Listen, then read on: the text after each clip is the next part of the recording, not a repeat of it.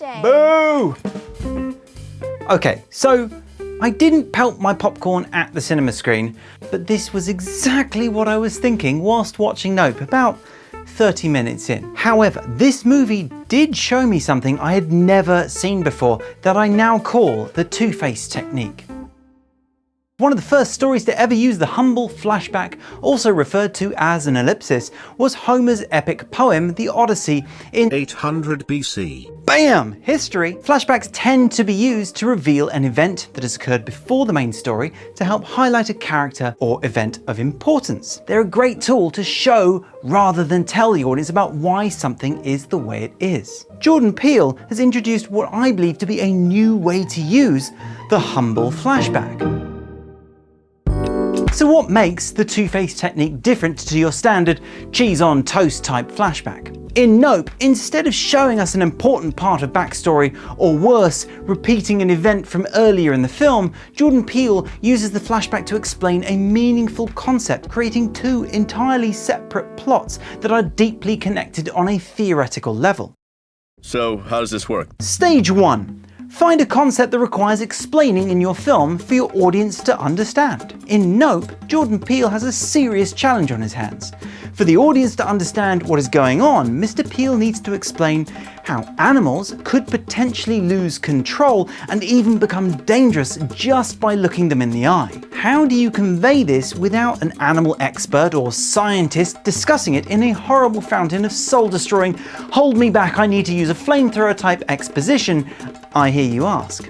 Well, to start us off, Jordan introduces the concept during the first act. Hey man, if she can't get here back and forth, what are we doing here? Hey! Stage 2. Remove or reduce the direct conversations about your chosen concept. This is really tricky, as our impulse while writing and directing is to make sure your audience understands all of your painstakingly thought through ideas. In Nope, Jordan Peele has created 4 characters whose perspectives on UFOs are initially based on assumed popular knowledge. Come on man, the little guys with the big eyes.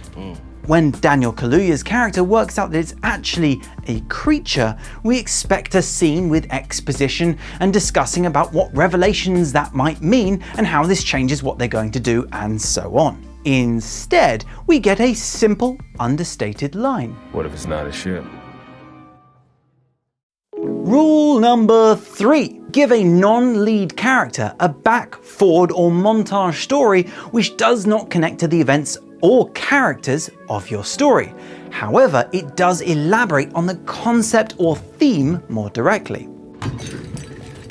Jordan Peele is tasked with finding a unique way to fill in those difficult gaps in the audience's understanding.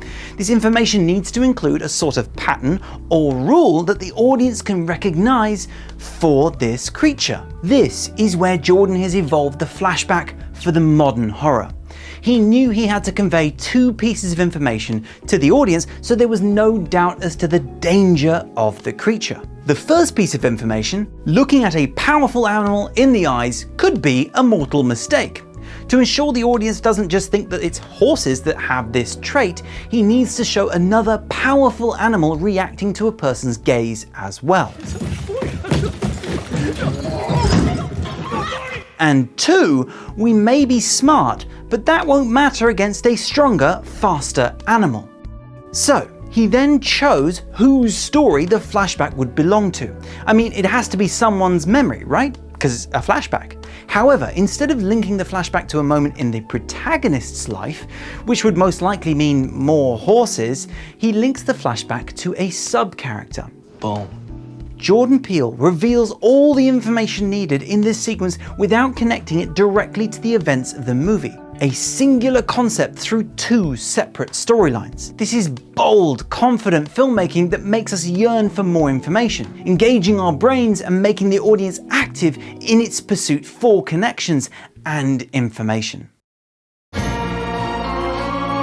Okay, Jordan, I get why you needed the flashback now. Hands up. That was an incredibly ballsy idea, but it worked. The two-face technique is an incredibly powerful way to invite your audience into a complex idea and reward them for their patience.